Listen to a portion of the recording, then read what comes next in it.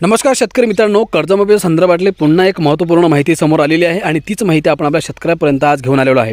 मित्रांनो बघा, राज्याचे उपमुख्यमंत्री एकनाथ शिंदे यांनी कर्जमाफीबद्दल एक मोठं वक्तव्य केलेलं आहे। ते मोठं वक्तव्य काय आहे? शेतकऱ्यांना कर्जमाफी मिळणार का, मिळणार नाही का, जर मिळत असेल तर कधी मिळणार आहे आणि किती लाख रुपयांपर्यंत शेतकऱ्यांना कर्जमाफ होणार आहे, संपूर्ण माहिती व्हिडिओच्या माध्यमातून समजून घेऊयात।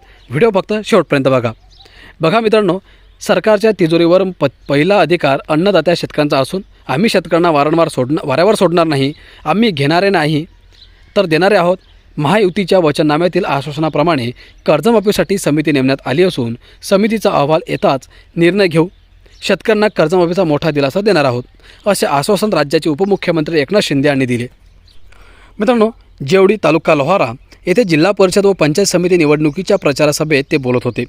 जिल्हा परिषद आणि पंचायत समितीच्या सार्वत्रिक निवडणुकीनिमित्त उमरगा व लोहारा तालुक्यातील शिवसेना, भारतीय जनता पार्टी, राष्ट्रवादी काँग्रेस व मित्रपक्ष महायुतीच्या उमेदवारांच्या प्रचारार्थ बुधवारी म्हणजे 4 तारखेला जेवळी येथील श्री बसवेश्वर माध्यमिक व उच्च माध्यमिक विद्यालयाच्या प्रांगणात जाहीर सभा पार पडली।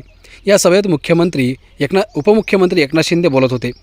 यावेळी पालकमंत्री प्रताप सरनाईक, संपर्क प्रमुख राजेंद्र सावडी, माजी खासदार रवींद्र गायकवाड, राष्ट्रवादी काँग्रेस पार्टीचे प्रदेश उपाध्यक्ष सुरेश बिराजदार, माजी आमदार ज्ञानराज चौगुले, जिल्हा प्रमुख मोहन पनुरे यांची प्रमुख उपस्थिती होती।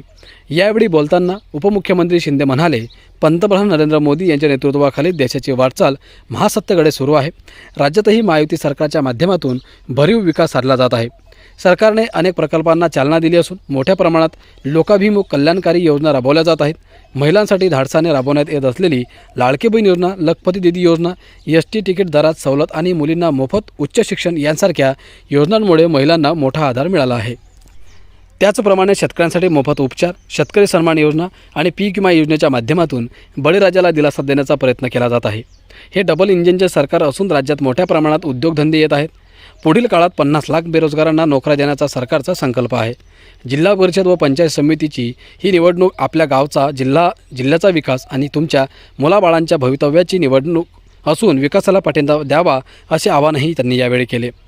यावेळी नगराध्यक्ष किरण गायकवाड, जिल्हा प्रमुख सूरज साळुंके, मुरुम कृषी उत्पन्न बाजार समितीचे उपसभापती बसवराज कारभारी, तालुका प्रमुख जगन्नाथ पाटील, राष्ट्रवादीचे तालुका प्रमुख सुनील साळुंके व उमरगा व लोहारा तालुक्यातील महायुतीचे उमेदवार, पदाधिकारी, कार्यकर्ते, नागरिक मोठ्या संख्येने उपस्थित होते।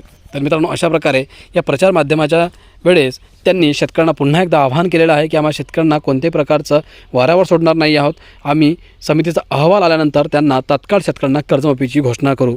मित्रांनो, नक्कीच वाट पाहावं लागेल की 30 जूनपर्यंत हे कर्जमाफी होणार का? जर होत नसेल तर मग पुढचं पाऊल काय असणार आहे तेही आपण येणाऱ्या व्हिडिओमध्ये जाणून घेणार आहोत। मित्रांनो, अपेक्षा करतो माहिती तुम्हाला महत्त्वाची वाटली असेल तर व्हिडिओला लाईक करा, चॅनलला सबस्क्राईब करा, कारण तुम्हाला पुढेही असेच महत्त्वपूर्ण व्हिडिओ पाहायला मिळतील।